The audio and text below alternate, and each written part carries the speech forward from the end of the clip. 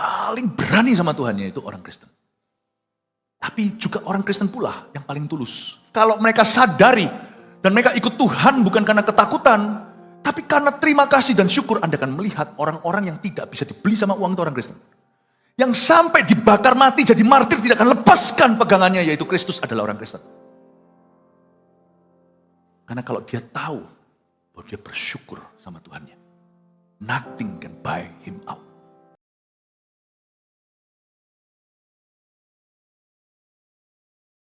Waktunya sudah dekat, tidak lama lagi kau akan datang kembali. Kami tidak tahu kapan tentunya, tapi engkau mengajari kami untuk waspada dan berjaga-jaga. Kami tidak hidup dalam ketakutan, tapi kami hidup dalam antisipasi. Bahwa kemuliaan yang kau sediakan dalam kekekalan lebih besar dari semua penderitaan yang kami alami hari ini. Hamba berbicara, hamba berdoa, supaya Tuhan melalui suara hambamu, kau berbicara secara pribadi, individu lepas individu dalam kebutuhan pergumulan yang berbeda-beda. Hamba mohon kepadamu agar setiap kami yang sudah kau selamatkan ini kau kuduskan. Hingga kami semakin hari semakin kudus, semakin dekat dan menjadi serupa dengan Kristus. Hamba minta tak satu pun domba hilang lagi. Sedangkan yang tersesat kami cari. Sampaikan sabdamu, beri hambamu pengertian untuk membuat jemaat mengerti pula. Sembunyikan di balik salibmu dalam nama Yesus. Haleluya. Amin. Puji Tuhan. Shalom semua. Berikan tepuk tangan untuk Tuhan Yesus. Mari kita pelajari tentang waktu. Saya kasih judul, sebab waktunya sudah dekat. Wahyu pasal 22 ayat 10 sampai 15 kita buka. Wahyu 22 ayat 10 sampai 15. Saya bacakan ayat per ayat. Nanti kita bahas satu persatu. Demikian firman Tuhan. Lalu ia berkata kepadaku, jangan memeteraikan perkataan-perkataan nubuat dari kitab ini, sebab waktunya sudah dekat. Barang siapa yang berbuat jahat, biarlah ia terus berbuat jahat. Barang siapa yang cemar, biarlah ia terus cemar. Dan barang siapa yang benar, biarlah ia terus berbuat kebenaran. Barang siapa yang kudus, biarlah ia terus menguduskan dirinya. Berhenti di situ, saya jelaskan dulu. Ayat 10 ini adalah sebuah penglihatan Yohanes. Yohanes mengalami interaksi sorgawi. Ketika rohnya dibawa ke sorga, terjadi dialog dengan Tuhan, dengan tua-tua, dengan malaikat-malaikat. Ini adalah pengalaman satu-satunya, gak bisa terulangi di level seperti ini. Dan Yohanes mendengarkan seseorang berkata, kamu jangan meteraikan ya perkataan-perkataan nubuat dari kitab ini, sebab waktunya sudah dekat. Dari situ saya kasih judul ibadah ini, sebab waktunya sudah dekat. Yohanes diberitahu seseorang di alam sorgawi itu, jangan memeteraikan perkataan nubuatan ini. Cukup kontras dengan Daniel 8 ayat 26, gak usah dibuka. Di situ Daniel nabi, seorang nabi perjanjian lama, dan isi kitab Daniel itu tentang akhir zaman, diberitahukan, hai anak manusia, sembunyikanlah perkataan-perkataan nubuat ini, karena waktu masa depan yang masih jauh. Tapi kali ini di kitab Wahyu, jangan dimeteraikan, sebab waktunya sudah dekat. Dulu di perjanjian lama, kamu tutup dulu ya, supaya tidak ada yang kepo-kepo, gak perlu. Waktunya masih jauh. Tapi sekarang sudah dekat kiamat. Maka Yohanes diberitahukan, meskipun ini 2000 tahun yang lalu, waktunya sudah dekat. Waktunya sudah dekat itu sejak kapan? Sejak Yesus naik ke sorga. Tapi Yesus gak datang-datang kembali. Kan waktunya masih jauh. Hitungnya gak bisa begitu. Kalau ke belakang memang kelihatan jauh, 2000 tahun belum datang kembali. Tapi kalau lihat ke depan, mana ada yang tahu sehari demi sehari. Waktunya itu sudah lebih dekat daripada yang kau kira. Kita nggak tahu. Waktunya dekat itu dua hal. Satu, yang dunia populer katakan kiamat. Kalau kita orang Kristen yang tahu firman, tidak semudah hanya kiamat. Itu semuanya adalah satu rentetan kejadian. Kalau Anda baca kitab Wahyu. Lain kali ya, saya akan ngajar lagi kitab Wahyu. Mungkin kita lupa, perlu diingatkan. Rentetan kejadian. Tapi ya sudahlah, pakai bahasa duniawi. Supaya lebih mudah dimengerti. Kita itu lebih dekat pada kiamat daripada yang Anda kira. Dan paling tidak, kita lebih dekat pada kematian daripada yang Anda duga. Antara saya dengan mati itu cuma sebatas nafas terakhirku dan kita tidak tahu. Usia tidak jaminan. Dan ini bukan untuk menakut-nakuti, ini fakta. fakta kehidupan. Lalu ia berkata, jangan kamu meteraikan perkataan-perkataan itu, sebab waktunya sudah dekat. Ikut Yesus tidak boleh jarak jauh lagi. Ikut Yesus tidak boleh long distance call. Ikut Yesus tidak boleh interlokal malahan, apalagi internasional. Ikut Yesus itu harus dari jarak dekat. Hidup bagi Yesus juga sehari demi sehari, kesusahan sehari untuk sehari. Ikut Yesus begitu. Kamu harus ingat, ayat ini bicara begini sama kita, bahwa sejak Yesus naik ke sorga, yang namanya kekekalan itu selalu dekat. Tapi saya juga bisa mengingatkan pakai sejarah. Alkitab menubuatkan di Perjanjian Lama bahwa Israel akan menjadi sebuah negara setelah mereka tercerai-beraikan ke bangsa-bangsa. Bangsa Asyur, jajah mereka, Babilonia, itu Irak-Iran hari ini. Lalu setelah mereka tersebar mana-mana, Israel itu hanyalah Yahudi, porak-poranda, diaspora. Tapi tahun 1948 dengan bantuan British dan sekutu atau Inggris, Israel berdiri menjadi sebuah nation dan itu banyak terkejut, gak masuk akal. Itu berarti lebih dekat daripada yang Anda kira. Bukan hanya sejak Yesus naik ke sorga, sehari demi sehari itu terasa cepat. Sungguhan, kadang-kadang pernah mikir gak? Kita terasa cepat ya. Ini mau Christmas lagi loh sudah, mau Natal. Loh, sehari tetap 24 jam. Tapi Anda realize gak? Anda sadari gak? Saya itu baru menyadari misalnya, lihat berapa video yang lama. Loh, ini bukan, loh aku kok muda sekali. Baru 2 tahun lalu. Apakah saya cepat menua atau Anda yang lamban menua? Lu kok bisa begitu ya? Rambut saya masih banyak ini, ya. Tapi lebih banyak 2 tahun yang lalu. Saya bilang waktu terasa cepat sekali ya. Bentar kedip mata, sudah Natal lagi. Rasa cepat nggak? Seminggu. Nggak bisa pengangguran. Silih berganti pemakaian Tuhan. Kalau Anda hidup produktif dalam Kristus, imanmu sehat, hidupmu akan berasa cepat. Saya pikir iya ya sejak Tuhan itu naik ke sorga, apalagi di akhir zaman. Kayaknya kita ini sudah awalnya dekat kiamat. Itu sungguhan. Ya pakai bahasa duniawi sekali lagi ya, itu rentetan kejadian, gak semudah kiamat. Kiamat itu kan ada pengangkatan Tuhan, ada 7 tahun masa antikristus, ada kedatangan Tuhan kedua kali, ada milenium kerajaan 1000 tahun, ada pengadilan tahta putih. Tak ingatkan kronologi. Tapi bahasa duniawi aja, kiamat memang sudah lebih dekat. Tapi kalau Anda melihat Israel, saya tidak akan ngomong komentar politik praktis, karena saya nggak, sebagai hamba Tuhan, kita ini berbelas kasihan atas setiap jiwa. Untuk mereka Yesus mati. Mau Israel kayak, mau Palestina kayak, mau Soviet kayak, mau Ukraine kayak. Karena begitu besar kasih Allah akan dunia ini, seluruh dunia. Sehingga ia telah menyerahkan, mengaruniakan anak yang tunggal, supaya setiap orang yang percaya kepadanya tidak binasa, melainkan beroleh hidup yang kekal. Meskipun demikian, saya harus memberitakan bahwa di dalam firman Tuhan, Israel keturunan Abraham, umat Israel maksudnya, adalah jam dinding sejarah. Perang dunia ketiga nanti akan dipicu dari Timur Tengah. Kalau perang dunia ke-1 dulu dipicu dari Eropa, lalu ini nimbrung, itu nimbrung, seluruhnya akhirnya perang. Perang dunia kedua, tentunya kita tahu Jerman, Hitler, lalu ada Mussolini, Itali, tapi di sebelah timur ada Jepang. Yang disebut satu persekutuan. Lalu di sebelah barat tentunya ada semuanya, Perancis, Inggris, lalu akhirnya yang mengakhiri Perang Dunia Kedua adalah Amerika dan bom atomnya. Hiroshima, Nagasaki, tahun 45 kita pun melihat dunia semua berubah dan Indonesia tahun 1945 menjadi merdeka. Itu semua sejarah kan? Perang dunia. Perangnya jauh-jauh di sebelah sana Eropa itu sampai merembet sampai ke timur, sampai ke Asia Tenggara. Semuanya, pertikaiannya. Perang dunia nanti ketiga itu dipicu dari Timur Tengah. Kalau Anda baca di kitab Wahyu kita akan tahu bahwa yang namanya hotbed ini, ranjang panas, kursi panas ini di Timur Tengah, Middle East ini nggak akan selesai dan seluruh bangsa akan bangkit melawan Israel. Kita akan tahu Berarti Pastor Philip mau ngomong apa nih sekarang? Berarti dengan perangnya sekarang di Palestina, Israel ini sudah akhir zaman. Loh, ini akhir zaman tapi belum berakhir. Percayalah, ini bukanlah kiamatnya. Perang ini bukan kiamat. Ini baru desas-desus perang. Perang terjadi sungguhan, tapi tapi di endingnya, tapi belum berakhir. Memang perang mulai terjadi.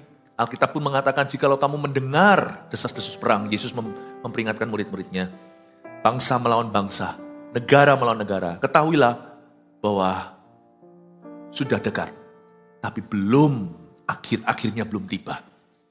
Saya ditanya sama beberapa orang, Pastor Philip, buat apa sudah kerja? Buat apa gini loh? Ngawur. Kita harus waspada, berjaga-jaga itu harus produktif dan aktif. Apakah nanti ini perang dunia? Belum lah, belum. Masih banyak nubuatan-nubuatan yang belum digenapi sebelum itu. Tapi kalau Anda lihat, semakin banyak biblical prophecy, nubuatan Alkitab sudah mulai genap. Kalau Anda lihat aja dari 48 tersebut menjadi negara, sudah tahu jam dinding pukul berapa, ini pukul akhir zaman, sudah ngerti. Udah harus tahu. Lalu tahun 1967, itu 48 kan, Yerusalem kembali ke pangkuan Israel lewat 6-day war atau perang 6 hari. Pemicunya pertama-tama adalah perang antara Mesir dan Israel. Lalu nimbrung semua yang lainnya, negara-negara Arab seperti Yordania, masuk Syria, lawan Israel dalam 6 hari, 20.000 tentara Arab mati, 800 tentara Israel meninggal. Yerusalem kembali, termasuk Golan Heights atau dataran tinggi Golan dan beberapa tempat-tempat yang lain. Kalau Anda melihat bagaimana nubuatan dalam Alkitab mengatakan bahwa Yerusalem akan kembali kepada keturunan Abraham, Anda harus mengerti bahwa waktunya tidak menjadi semakin jauh, semakin dekat. Kalau kita lihat dari world history atau sejarah dunia, belum lagi kita rasakan dalam kehidupan pribadi bahwa waktu Tuhan itu tik-tok, sekarang sudah detik, bukan lagi jam atau menit. Saya tidak berkata ini supaya kita memprediksi kapan Tuhan akan datang, jangan merasa lebih pangkat dari Tuhan Yesus. Yesus pun mengajari kita untuk tidak sok tahu, padahal dia maha tahu. Kalau dia aja, orang sekaya dia aja humble, orang miskin kayak kita jangan gaya. Dia sok tahu aja tidak mau menunjukkan pamer mahatawannya karena dia masih dalam pelayanannya sebagai manusia di Galilea. Dia masih memuridkan kita, murid-muridnya itu para nelayan. Dia berkata, anak pun tidak tahu karena anak memilih dalam dagingnya, dalam pelayanannya di bumi. Tidak ada orang di dunia yang akan tahu kapan waktunya, mau bulan kayak tanggal, hari, jamnya, tahunnya. Jangan coba diprediksi. Jangan percaya orang yang memprediksi Tuhan akan datang nanti tahun 2017. Sudah datang ya, sudah lewat ya. Sekarang tahun berapa sih? 23. Tahun 2027. 2000 berapa? Enggak, jangan. Enggak peduli dia siapa, jangan percaya orang yang merasa dirinya lebih pangkat dari anak Allah. Don't believe a thing. Ya? Percaya saja, simple yang Tuhan katakan, kamu harus waspada dan berjaga-jaga setiap saat waktunya. Yang pasti, Alkitab menubuatkan bahwa waktu Tuhan datang nanti pengangkatan itu, manusia akan gini kondisinya. Mereka akan makan minum. Coba Anda lihat kalau akhir pekan ya, lihat di restoran semuanya penuh orang makan minum. Orang mau bilang negara mengalami krisis apa, orang tetap makan. Orang tetap minum. Makan minum selalu antri penuh. Itu kadang-kadang macet. Restoran Indonesia, restoran lokal kayak Depot, restoran Korea lah, restoran Chinese lah, mau dimsum, mau yang steak lah, kafe lah, semuanya buka. Tambah banyak. Puji Tuhan untuk rezeki. Tapi itu juga Anda lihat menjadi tanda bahwa manusia lebih suka enjoy hidupnya, which is good. Tapi jangan lupa Tuhan, supaya kau jangan diseret ke pengadilan. Dan mereka akan mengawinkan. Waduh, undangan dan kondangan tak henti-hentinya. People never stop to marry. Orang tidak pernah berhenti untuk menikah. Di saat semuanya itu seperti zaman Nuh, tiba-tiba air bah. Anda tidak akan pernah tahu kapan Tuhan datang. Makanya bangun your spiritual life. Kehidupan rohanimu bangunlah. Kalau Anda lihat dari tahun 67, lebih dekat lagi Yerusalem sudah kembali. Bapak, Ibu, Saudara, kalau kita melihat dari semuanya ini, saya bisa tunjukkan begini aja. History and prophecy, they are all gonna come to one dot, one end. Kalau Anda lihat dulu ya, yang namanya histori sejarah dan profesi nubuatan itu jauh sejauh timur dari barat. Tidak pernah ketemu, sekarang tuh begini. Meruncing. Ke satu titik. History and prophecy. Apakah ya kalau saya bicara seperti ini Alkitabiah? Alkitab mengajarkan kamu harus bisa menilai pohon arah. Kamu lihat pohon itu gimana, kamu harus tahu musim panas, kamu sudah tahu. Kamu bisa lihat langit dan tahu ini mendung, sebentar lagi hujan. Kita di Surabaya ini lagi doa-doa. Mungkin lupa masukkan di dalam topik doa kita, minta hujan. AC pun sampai gak kerasa di rumah. Nah, nanti pendoa-pendoa kita ya, apalagi yang di Surabaya sini, dengar-dengar di Jakarta udah hujan ya. Di Surabaya belum hujan, topik doa kita salah satunya, minta hujan ya Tuhan. Kalau Anda lihat langit, Anda tahu ini mendung atau bukan. Langitnya mulai warna gitu, sekalipun sore Anda tahu ini sebentar lagi ini hujan. Ini bukan cuma sore-sore abu-abu, ini langitnya lagi sebentar lagi akan ngamuk. Kita harus bisa menilai.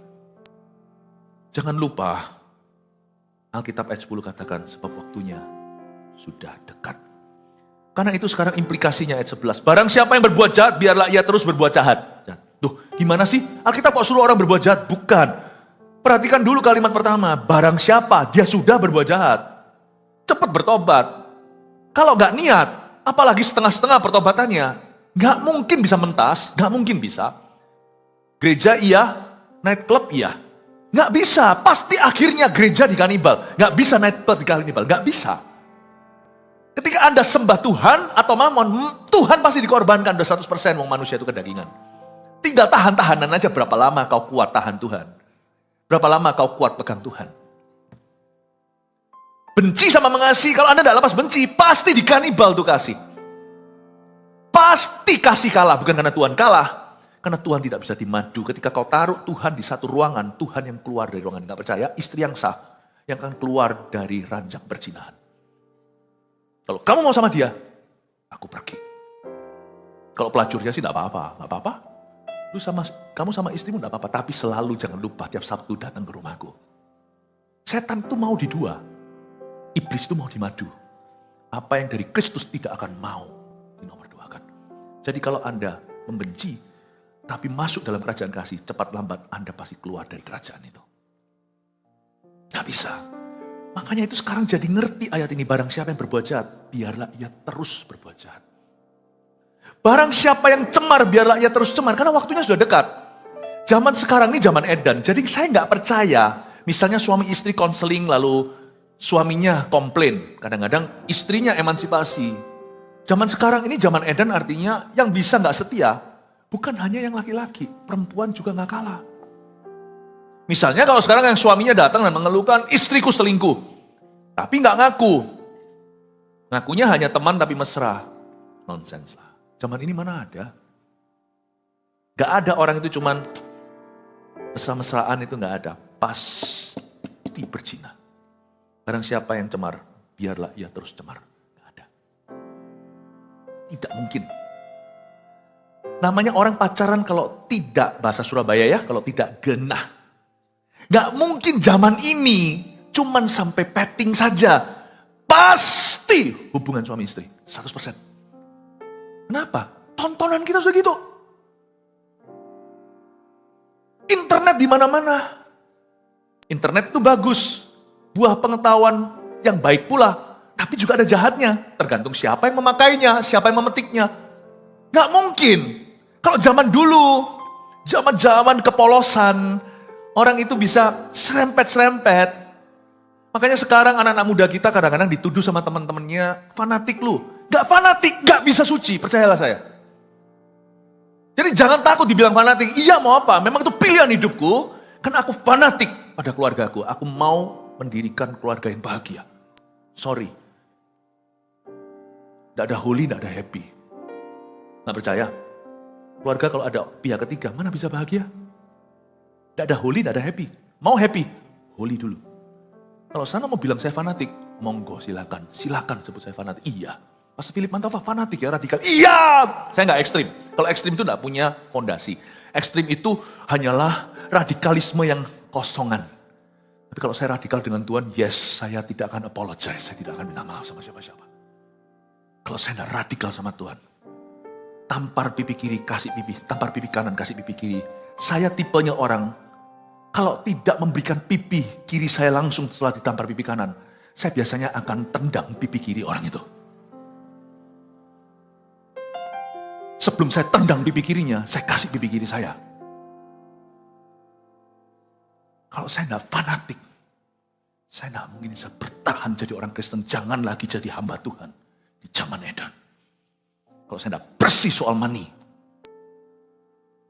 gak akan puas kita ini makan uang orang sampai juta, miliar pun kita akan terus. Gak akan puas sampai kita dipenjara karena korupsi perusahaan. Kalau kita bisa kompromi 50.000, kita merem 50 miliar. Gak bisa, barang siapa cemar, dia akan terus cemar.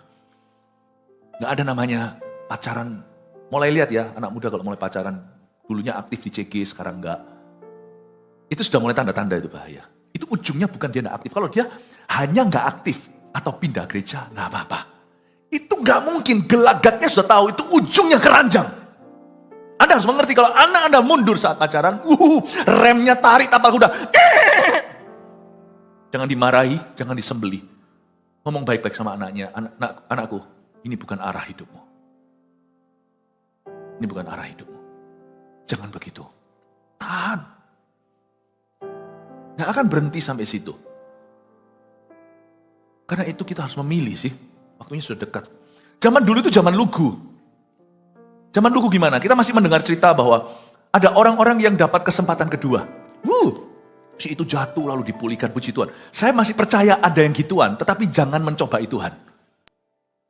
Karena zaman sekarang, zaman yang semakin bobrok ini, lebih sulit itu terjadi. Bukan karena anugerahnya berkurang, tapi kejahatan bertambah. Lebih sulit. Lebih sulit. Dulu kita dengar cerita gimana ada orang itu last minute-an. Di akhir hidupnya dia serahkan diri kepada Tuhan. Puji Tuhan. Zaman sekarang semakin jarang. Semakin jarang. Sama dengan virginity atau keperawanan itu semakin jarang. Zaman dulu, wah tabu. Zaman sekarang, biasa. Di zaman dosa semakin biasa, semakin banyak, semakin mewabah. Apa yang mulai biasa, itu Anda harus tahu bahwa itu mulai mewabah. Sekarang lihat ya orang-orang yang homoseksual lebih terang-terangan. Dan itu padahal masih minoritas di dunia, tetapi sudah mulai outspoken, sudah mulai sudah mulai bisa menyatakan dirinya. Bapak Ibu Saudara, akhirnya kita melihat bahwa itu menjadi biasa. Apa yang menjadi biasa mulai menjadi mewabah. Hari ini dibanding 50 tahun lalu LGBT, nggak ada apa-apa. Sekarang lebih rata-rata. Lihat segini banyak, ada satu. Dulu, kalau ada satu. Jadi Anda harus melihat sesuatu di sini bahwa di zaman dunia semakin cemar, kita harus radikal sama Tuhan. Kita harus radikal. Orang bisa berhenti melayani. Saya tidak berkata bahwa melayani itu keharusan. Melayani itu kehausan. Saya tidak berkata kalau melayani Tuhan itu kalau enggak nanti masuk neraka. Siapa bilang? Bukan. Melayani Tuhan itu bukan karena itu. Tapi kalau hari ini saya berhenti melayani Tuhan, ujungnya saya tidak akan jadi orang baik yang tidak pelayanan. Saya pasti diseret ke sana. Karena kalau Anda lihat di luar sana, gak ada orang baik. Gak ada sampai orang baik tidak pelayanan. Yang ada di luar situ itu rusak. Luar biasa. Saya terkejut pergi ke sebuah negara, papa mamanya gak tegas. Justru karena orang-orang kaya. Beberapa orang-orang di negara itu, saya pernah lihat papa mamanya melayani, tapi anak-anaknya dia loose, dia terserah. Saya ke situ, papa mamanya minta tolong sama saya. Putra-putri mereka saya ajak bicara, karena sudah tidak mempan siapa saja. Saya ngomong pun di debat, tapi mereka mendengarkan. Anak-anaknya satu-satu berkata, aku ateis sekarang. Papanya langsung kebakaran jenggot. Mamanya berkata, kok bisa begini Pastor Philip? Ini bukan orang Indonesia. Kenapa kok bisa begini? Dia bilang, anak saya bahkan berkata soal LGBT, dia berkata begini. Apa salahnya kalau memang orang dilahirkan gitu? Kalau itu preferensi, ya kan? Mama papa ini kuno. Memang kita punya keluarga Kristen. Tapi zaman udah beda mah. Teman-temanku tuh preferensinya gitu. Kan gak salah mereka. Mereka dilahirkan demikian. Tepuk jidat itu papa mamanya. Dia berkata kok bisa begini papa mamanya konservatif. Dalam tradisi value keluarga maupun dalam firman Allah. Anaknya. Di mana? Kapan kami kehilangan anak itu? Saya beritahu kepada papa mamanya. Ketika Anda mulai loose. Anaknya mulai gak pelayanan. Gak ada zaman netral sekarang itu. Tidak ada yang namanya Tuhan, setan, tengah itu nggak ada. Dia lepas dari Tuhan. Bukan lepas, sedikit loose aja, sedikit longgar dari Tuhan aja. Langsung diseretnya itu gaya tsunami ke iblis. Gak ada jalan tengah. Sekarang itu begitu. Sedangkan gereja aja diserang sama setan. Kejatuhan hamba-hamba Tuhan. Terjadi ini itu. Orang-orang yang trauma di dalam gereja itu juga banyak, gak sedikit. Makanya itu orang-orang yang bergabung di gereja yang baru, jika mereka dari gereja lama, harus selesai di hatinya. Kalau enggak, nanti Anda akan digoda dengan hal yang sama. Amin Bapak Ibu Saudara. Mesti sungguh-sungguh waktunya itu sudah dekat. Barang siapa berbuat jahat, biar dia terus berbuat jahat. Barang siapa cemar, biarlah ia terus cemar. Kalau dulu cuman hahaha, cuman merah-merah pipi. Dulu cuman texting-textingan, zaman SMS lagi. Zaman SMS lebih kuno tapi nggak terlalu kuno. Sudah ada HP. Wah SMS, kamu kok cantik hari ini segalanya. Sekarang nggak ada yang gituan. Sana berani bilang lu kok cantik. Padahal sama-sama sudah punya pasangan. Itu pasti langsung jam berapa ketemu. Zaman sekarang itu sudah tidak ada telur setengah matang. Siapa berbuat jahat, just biarlah ia terus, kata terus itu completely evil. Barang siapa cemar, kata cemar, dan biarlah ia terus, kata terus itu adalah tidak ada hand remnya. Just langsung jatuh, tidak ada goyah. Zaman sekarang bukan zamannya digoyahkan. Zaman sekarang adalah berdiri atau jatuh, tidak ada tengah. Sadarkah Anda, kenapa kita sungguh-sungguh sama Tuhan? Sebenarnya bukan kita menjaga iman kita. Tapi iman itu yang menjaga kita. Sebenarnya bukan kita yang menjaga Tuhan. Wah, aku harus jaga Tuhan, jaga kekudusan Tuhan. Bukan, kekudusan itulah yang menjagamu. Menjaga karirmu. Kekudusan itulah yang menjaga rumah tanggamu.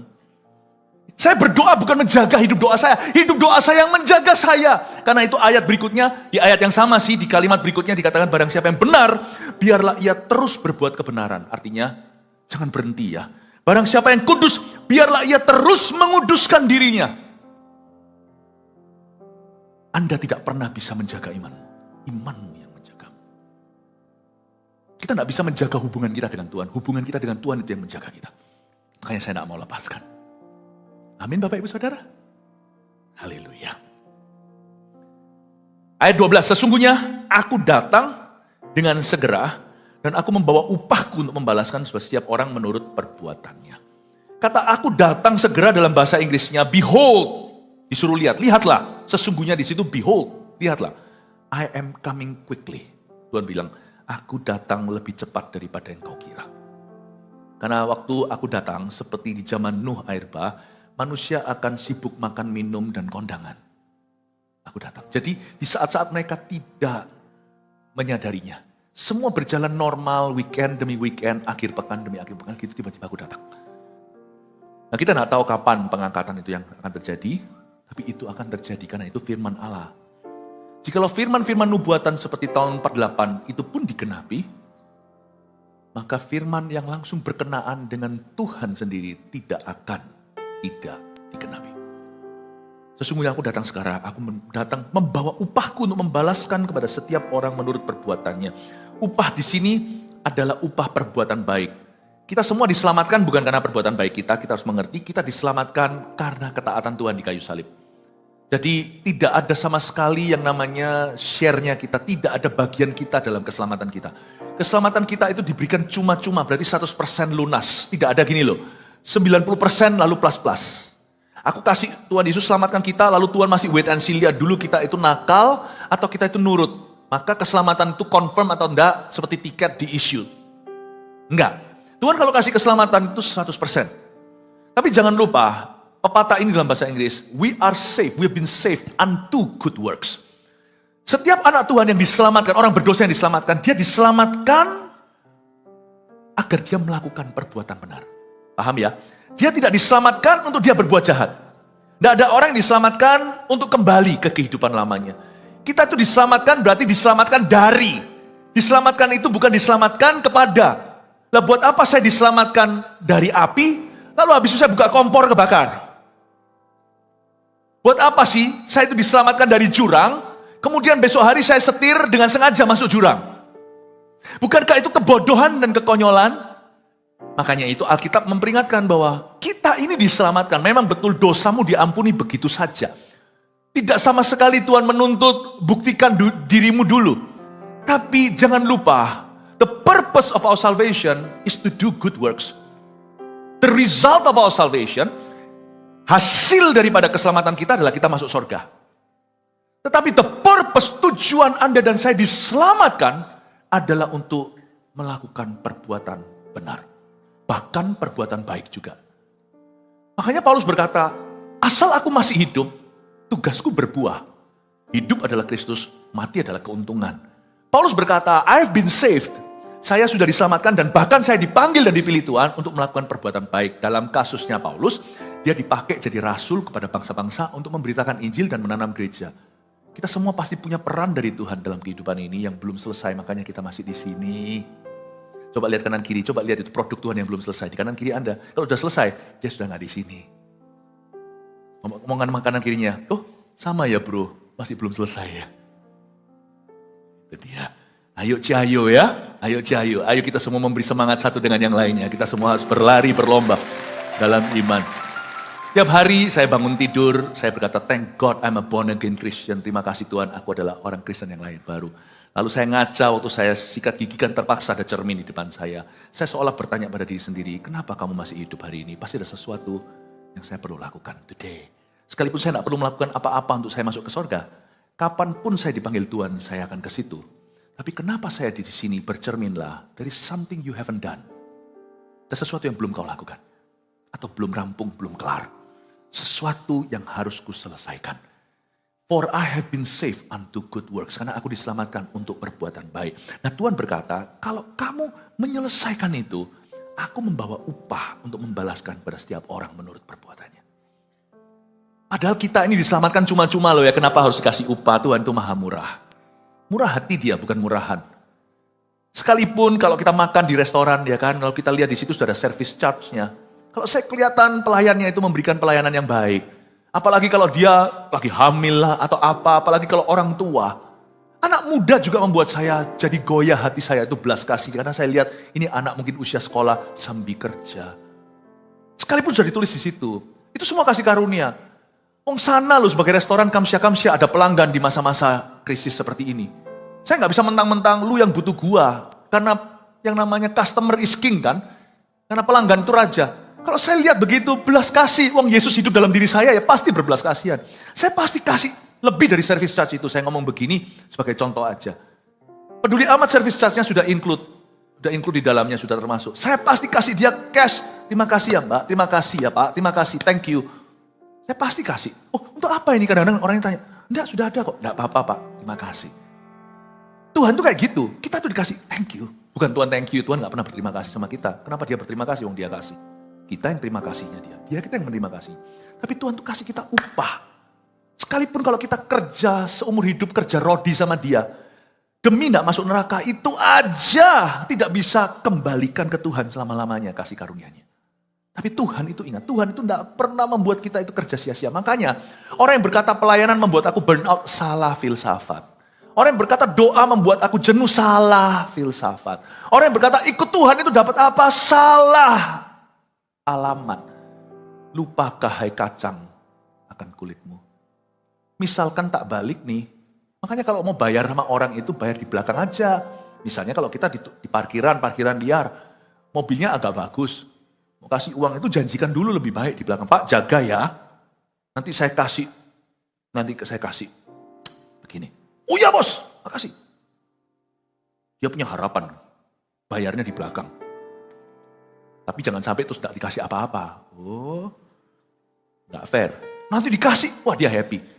Kalau manusia itu kecenderungannya begini, makanya saya gak ngerti kenapa Yesus itu bayar di depan. Dilunasi dulu, saya gak tahu. Saking percayanya sama kita, padahal kita ini gak bisa dipercayai.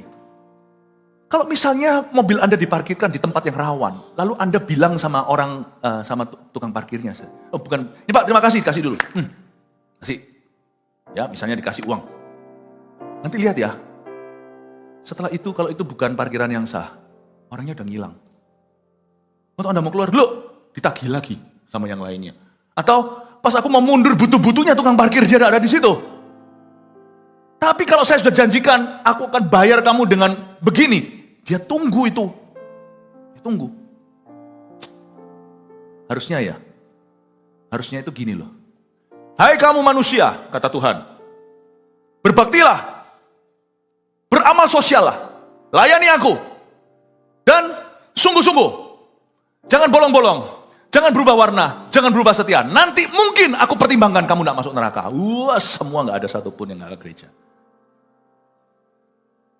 Nunggu di belakangnya. Tanya orang yang sudah ke neraka. Mau nggak mereka kalau kerja rodi sama Tuhan selama 100 tahun kemudian keluar dari api itu? Mereka mau semuanya. Tukar tempat dengan kita. Tapi Tuhan tidak lakukan itu. Dia bayar di depan dengan putranya.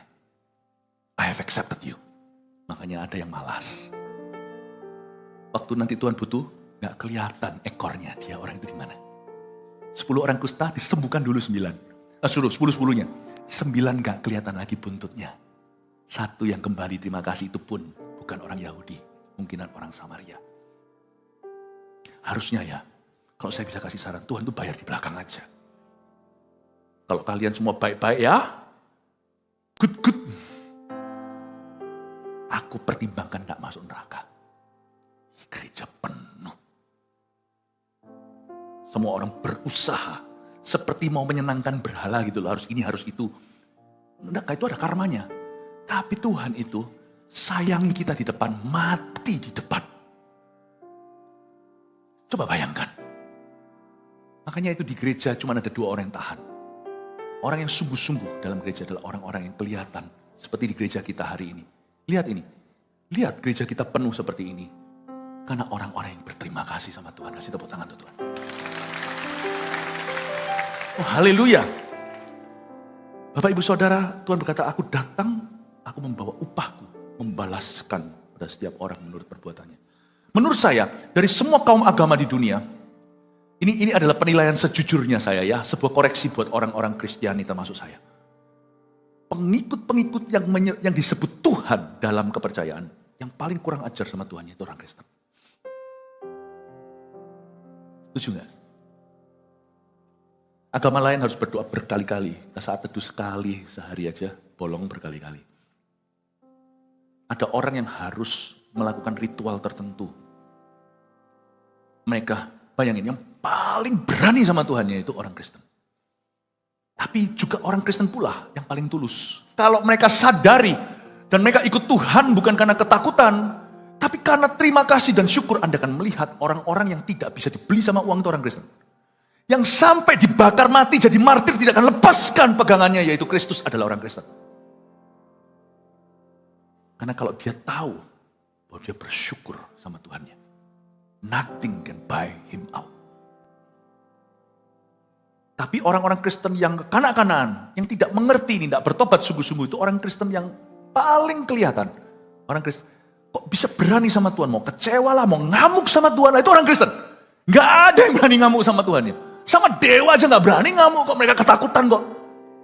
Mereka takut dan hidup di bawah kutuk dewa itu aja ketakutan. Kita itu hidup di bawah berkat. Ingatlah waktu saya ajarkan tentang sebab waktunya sudah dekat, kita harus punya pandangan yang tepat akan Tuhan supaya kita jangan tersesat. Aku adalah Alfa dan Omega ayat 13, yang pertama dan yang kemudian, yang awal dan yang akhir. Di sini Tuhan Yesus memberi kita suggestion, bukan suggestion sebenarnya. Ya sebenarnya suatu saran, karena ini bukan perintah. Ayat 13 ini adalah statusnya, akulah Alfa, akulah Omega. Artinya aku yang pertama dan yang kemudian, yang awal dan akhir. Kita diingatkan sebagai anak Tuhan dalam suka, duka, up and down kita.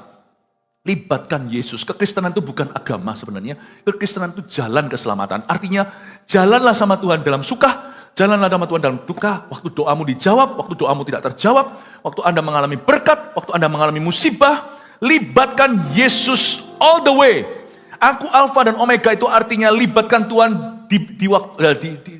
in the beginning, di permulaan. Libatkan Tuhan in the ending atau di akhirnya, dan libatkan Tuhan di tengah. Yang disebut Alfa Omega ini bagi saya artinya Jesus all the way. Yesus sepanjang hidupku. Tiap langkahku ku tahu siapa yang pimpin. Tiap langkahku ku serahkan kepadanya. Jesus all the way itu berarti Yesus beginning, middle, and ending. Saya jadi ingat perkataan Petrus ketika 400 orang meninggalkan Yesus di Galilea. Petrus ngomong apa? Tuhan tanya sama Petrus, loh kalian gak sekalian tinggalkan aku kah? 12 orang itu. Satu akhirnya tinggalkan dia plus one itu. 400 plus one yang tinggalkan Tuhan. Yudas Iskariot susulan. Tapi 11 itu kan setia sama Tuhan. Mewakili yang lainnya, Petrus ditanya sama Tuhan. Kamu gak sekalian meninggalkan aku? Jawaban Petrus itu menggugah hati. Aku harus pergi kemana Tuhan? Kau yang pegang firman kehidupan. Mau suka mau duka ya, engkau satu-satunya pilihanku. Aku gak punya pilihan. Makanya Tuhan tuh serahkan dirinya kepada Petrus. Kamu yang pegang kunci wis. Tuhan yang pakai dia untuk membuka pintu-pintu pertama dalam sejarah gereja. Aku mau kemana? Kata-katanya mirip sama pemazmur. Kemanakah aku dapat pergi menjauhi rohmu Tuhan? Tuhan mau sayangi aku, Tuhan mau pentungi aku. Emangnya gue punya pilihan selain Tuhan? Sekarang aku sudah sadar kebenaran. Engkaulah yang pegang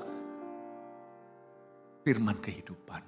Engkaulah kunci hidup dan matiku. What can I do? Desperately devoted to Christ. Karena saya mikir loh, hidup saya itu sepenuhnya di tangan Tuhan. Di hidup yang sementara, untungnya ada hidup yang kekal. Saya mau dilus-lus sama Tuhan Yesus, mau dipentungi hari ini. Saya tetap akan ikut Yesus. Emangnya punya pilihan apa? Apalagi waktunya sudah dekat. Segala sesuatu bisa berubah secara kekal. Saya gak berani lah ya. Berbahagialah mereka yang membasuh jubahnya. Ayat 14. Mereka akan memperoleh hak atas pohon-pohon kehidupan dan masuk melalui pintu-pintu gerbang dalam kota itu. Berbahagialah mereka yang mengakhiri pertandingan imannya. Sampai akhirnya itulah yang disebut membasuh jubahnya. By the way, kita semua sudah berjubah putih. Tapi jubah kita belum dibasuh sempurna. Artinya keselamatan sudah menjadi milik kita. Tapi kita masih punya perbuatan yang harus kita selesaikan. Berbahagialah mereka yang membasuh jubahnya, mereka akan memperoleh hak. Saya sebut hak di situ adalah spiritual rights. Kita semua punya spiritual rights. Ingat ya, orang Kristen tidak dijanjikan selalu wealth atau kekayaan atau kesehatan. Saya harus, meskipun saya percaya kesembuhan ilahi, saya percaya berkat-berkat ilahi, namun demikian, tetap itu adalah area yang kita tidak bisa mengklaimnya sesuai kehendak kita. Tapi satu hal yang tidak digugat, kita punya hak-hak rohani yang tidak bisa goyah. Bersyukur itulah hak kita, itu 100% kehendak Allah. Mengasihi itu hak kita 100% kehendak Allah. Apakah saya kaya? Nggak tentu 100% kehendak Allah. Kalau materi itu kan relatif, subjektif. Apakah semua orang yang sakit pasti sembuh? Di zaman Yesus hidup sebagai misionaris dalam tubuh jasmani saja, tidak semua disembuhkan di zamannya. Yang disembuhkan oleh Petrus berapa bulan ke depan, yaitu di gerbang indah itu sudah ada di gerbang itu waktu Yesus keluar masuk bait suci. Kesembuhan itu kehendak Allah, tapi kita tidak bisa klaim itu 100% kehendak Allah untukku selalu.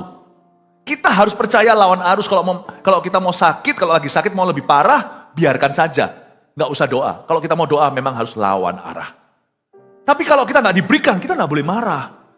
Karena yang disebut mereka akan memperoleh hak atas pohon kehidupan. Itu bukan pohon kesembuhan, bukan pohon kekayaan.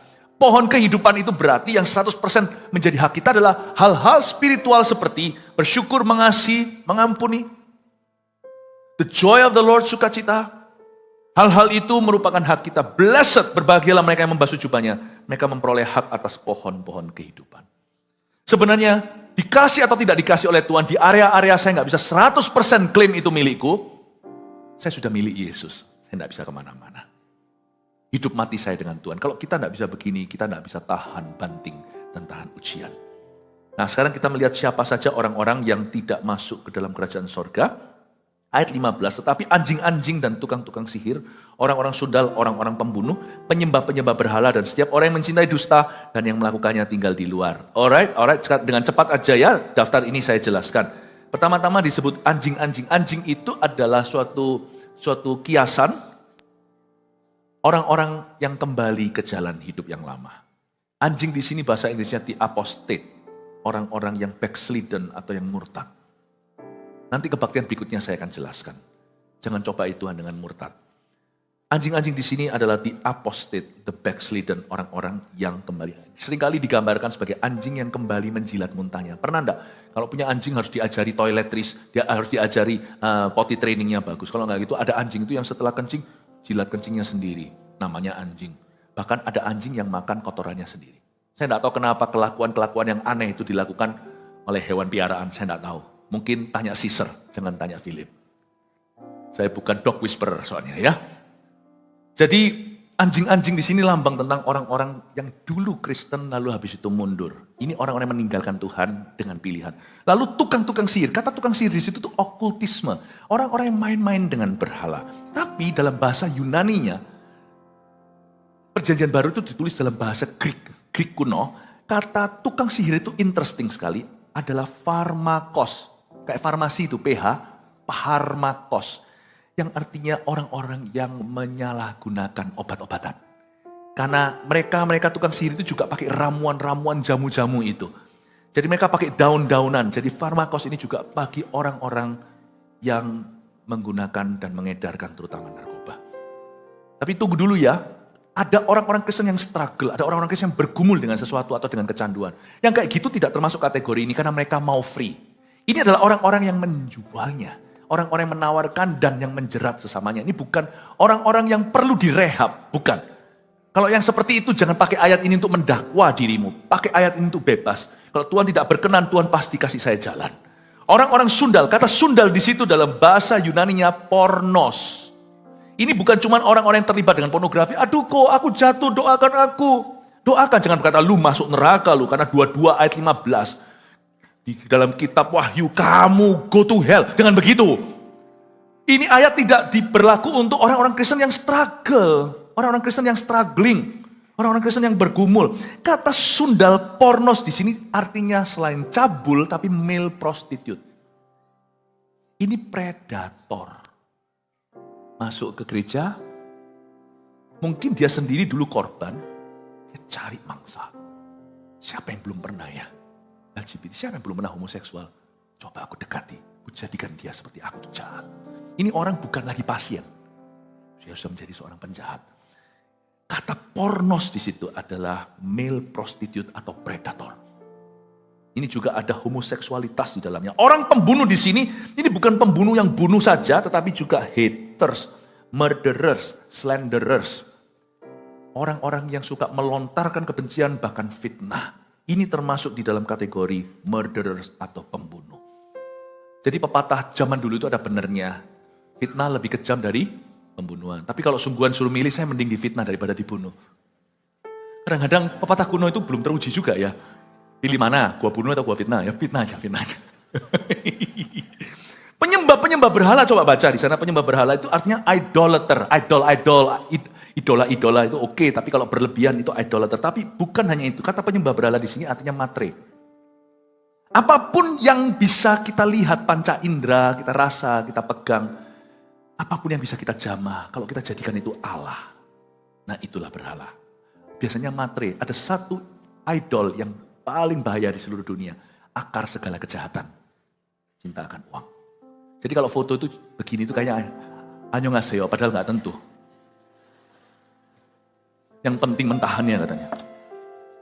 Ampun deh. Ya. Penyembah berhala. Dan setiap orang yang mencintai dusta. Lihat itu, mencintai dusta dan yang melakukannya. Ini bukan yang bohong. Mama ada, gak ada. Masuk neraka aku, bukan. Kalau yang gitu ya, saya selalu ajari anak-anak dari kecil. Kamu gak usah bohong. Selalu ada cara kreatif. Gak apa-apa sih, kalau kamu kepepet itu justru kamu bisa jadi lebih kreatif orangnya. Jadi lain kali kamu ngomong sesuatu. Mama ada enggak? Kalau memang Mbak belum bisa ngangkat telepon, oh bisa saya terima dulu pesannya enggak? Ada enggak? Ya bisa saya terima enggak pesannya? Lama-lama kan ditutup teleponnya. Enggak usah bohong gitu loh, ada cara lain. Supaya nanti suatu hari kalau berbisnis lebih pintar, cerdik seperti ular tapi enggak jadi ular. Kalau bohong itu jadi ular. Tapi di sini bukan orang yang berbohong gitu, ini orang yang mencintai dusta, ini aktif. Dan yang melakukannya, ini modus, ini dusta berencana. Ini munafik. Minimal dia munafik, maksimal dia modus. Banyak loh orang Kristen yang modus. Sungguhan loh, hati-hati jangan sampai kita kebobolan. Kalau ada yang begituan kita harus tindak. Ya, di dalam dunia kerja yang modus begitu. Ngakunya Kristen tetapi menggelapkan. Orang dunia aja punya etika, apalagi anak Tuhan. Yang kayak gini itu tinggal di luar. Kata tinggal di luar itu go to hell. Sekarang ingat ya, ayat ini bukan dipakai untuk Kristen yang struggle. Ayat ini dipakai untuk predator. Oke, 4 poin ini munculkan, selesai. Sebab waktunya sudah dekat, number 1. Satu-satu dong. Nanti nggak seru kalau semuanya 4-4. Ya, mau difoto nggak jadi, nggak sempet kan? Nah, maunya cepet-cepet pulang. Nggak. Cuma ini haus dan lapar, selalu nggak cukup dan selalu mau semua porsi minggu ini ya. Jangan main-main dengan dosa atau setengah-setengah dengan pertobatan. Ingat tadi ya, jahat tambah jahat, cemar tambah cemar. Sudah tidak ada remnya. 2, taatlah kepada Tuhan dengan segenap hati dan lekas bangkit jika jatuh, karena waktunya sudah dekat.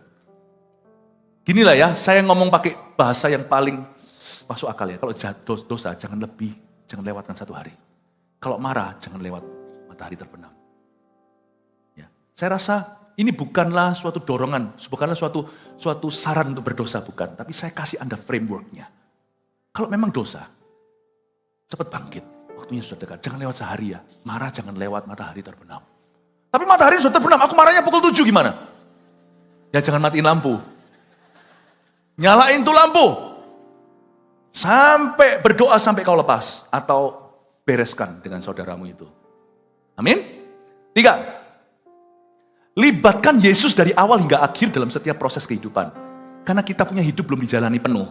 Saya yakin nanti hari-hari ke depan ada saat-saatnya di mana godaannya luar biasa untuk meninggalkan Yesus. Termasuk saya. Ayo kita sama-sama shake hand. Kita kuat lewat. Kita sudah lewat puluhan tahun dengan Tuhan. Kita akan lewat ini. Amin Bapak Ibu. Sama Yesus itu Alpha Omega. Dia jangan jadi beginning aja atau middle. Sampai ending. Ya. 4. Lautan api sudah dinyalakan bagi predator tadi. Orang-orang jahat berencana yang hidup dalam dosanya. Jangan masuk ke kategori ini, orang Kristen. Ya, kalau Anda struggle, kami mengerti. Ayo kami doakan. Kita doakan cari solusi dari Tuhan. Tapi jangan menjadi penjahat. Coba difoto, 1, 2, 3, 4, lekas. Ya. Haleluya, kasih tepuk tangan untuk Tuhan Yesus. Mari kita semuanya bangkit berdiri.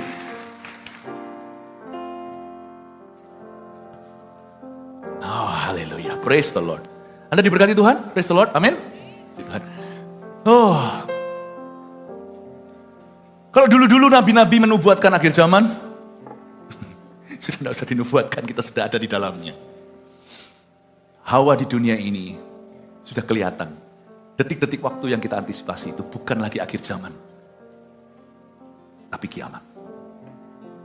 Anda sudah harus tahu itu. Saya tidak ngomong ini supaya Anda nanti kembali ke kehidupan sehari-hari, tidak bergairah kerja, tidak. Justru produktif. Justru ini saatnya Anda bersaksi lewat pekerjaanmu. Ini justru saatnya Anda berbuat, tunjukkan bahwa imanmu itu nyata. Hendaklah setiap orang yang punya sesuatu jangan bertindak seolah dia memilikinya. Serahkan Tuhan, pakai untuk kemuliaan Allah. Orang yang kawin jangan bertindak seolah-olah dia kawin. Artinya suami istri tidak fokusnya hanya dirinya. Tapi orang yang bujangan, tidak usah mengasihani diri. Lanjutkan kehidupan sampai Tuhan mempertemukan. Orang yang hidupnya tahu waktu sudah dekat. Dia tidak akan sia-siakan. Waktu tidak disia-siakan, talenta tidak disia-siakan. Jangan sia-siakan Tuhan. Oh haleluya, sampai berapa lama sih kita bisa hidup di dunia ini?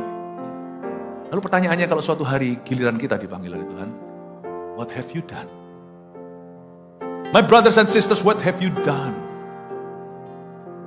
Mungkin ada orang berkata, Pastor Philip, Anda sudah menuntun banyak orang pada Tuhan. Itu menurut Anda. Siapa kita saling membandingkan? Nah, kalau saya talentanya 5, Anda 1, nah, masa saya dibandingkan ya nggak fair dong. Tuhan maunya di antara kita semua itu 100% hidup dalam Kristus, mati adalah keuntungan. Kalau saya masih hidup, berarti saya duduk sama Anda, berdiri sama tinggi. Berarti saya juga belum kelar, Anda juga belum kelar. Kalau sekarang saya masih di sini, berarti saya dan Anda itu satu halaman, cuman bedanya peran.